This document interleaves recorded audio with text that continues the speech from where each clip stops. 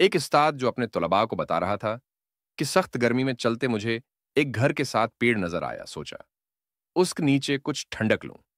पसीना खशक करूं मैं वहां खड़ा ही था कि ऊपरी मंजिल की खिड़की खुली। एक शख्स ने बाहर मुझे देखा।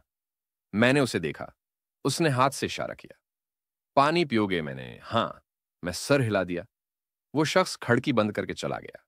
मैंने सोचा कितना अच्छा इंसान है, उस गर्मी में उसे दूसरों का एहसास है। मैं इंतजार करने लगा।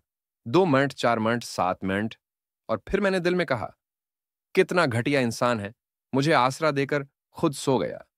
अचानक घर का दरवाजा खुला और वो शख्स शर्मिंदा हुआ, मुस्कुराहट के साथ एक जग गिलास उठाए बाहर निकला, कहने लगा। मैंने कहा क्या सादा पानी पिलाऊं? शकंजबीन ही पिला देता हूं। इसलिए कुछ वक्त लगा। उस्ताद कहने लगे।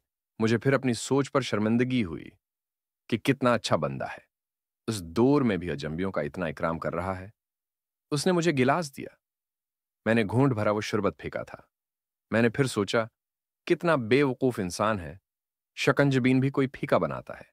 मैं ये सोच ही रहा था कि उसने जीभ से पड़िया निकाली और कहा, मुझे पता नहीं था आप मीठा पीते हैं या नहीं, और कितना मीठा, इसलिए ये चीनी अलग से लाया हूं। कहने लगे। मुझे एक बार फिर अपनी सोच बदलनी पड़ी। दोस्तों, हम वही होते हैं जो हम सोच रहे होते हैं। ये दुनिया और हमारे आसपास के लोग, वो वाकयात की अच्छाई बुराई हमारा दिमाग तय कर रहा होता है।